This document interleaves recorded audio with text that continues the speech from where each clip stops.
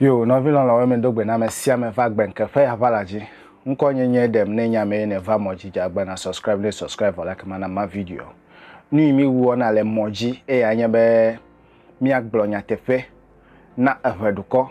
ale aveduko akpongo gbedede na gbie na vivi na mi le feme le ya me fa kpasi akpa. Agbe nu so de me de be ma fia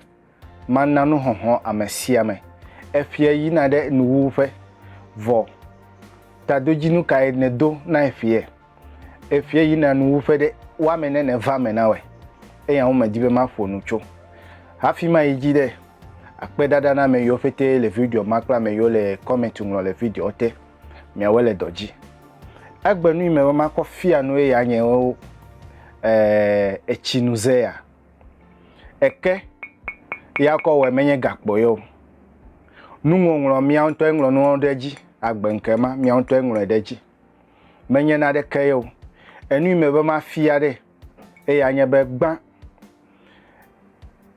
enu ya mi kole echinu mi le yo be kapo alo ma yu e be tere le mi adegbe me tere ya ma yu e na amesia me le etre ya da si de akpogban be etre ya le ya me fe akpasi akpa le vovovovovo amedo ko atigo fetere amedo ko gakpo fetere amedo ko eze meme fetere amedo ko glass fe etre le glass fetere o mere vovovo le sikato le obe diamond to le ekpe hwasi o to le ha fe mi amede yo mi le fe domesi mi amedo yo gamele mi asi ode mi ache mi le eya to giza nu le vevede na wenye be echi le me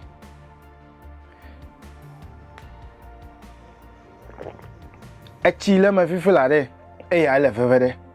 menye tre ya hian agbe ya me dibe mi ale nkude echi le me de eya le vevede mi aglobe ti alo koko enu ile etre me de ya le vevede wo agbe eya le vevede nti la enu o le jojofo han we de mega ko wo susu ko da reji apa na me sigbe agbe adefo na we me glo le nyo video yi me fonu va yibe enu ile asinye ya nye to me fa de menye go menye be nu si anu jeji na me awo e go menye be nye nto me hemona do kunye abale me le glo enu ile vevede e ya nye be nu ka e chi le nu me ti le me na we coffee le me na we e ya le vevede e go de megbo nu gbe o ele go ye ko nu ti e o ele diamond to ko nu o ele ekpeto ya ne ko nu o meka o enu le vevede ya na wo agbede e ya nye chi le me na ele nye kpo fifla e fe ya ye nu wu fe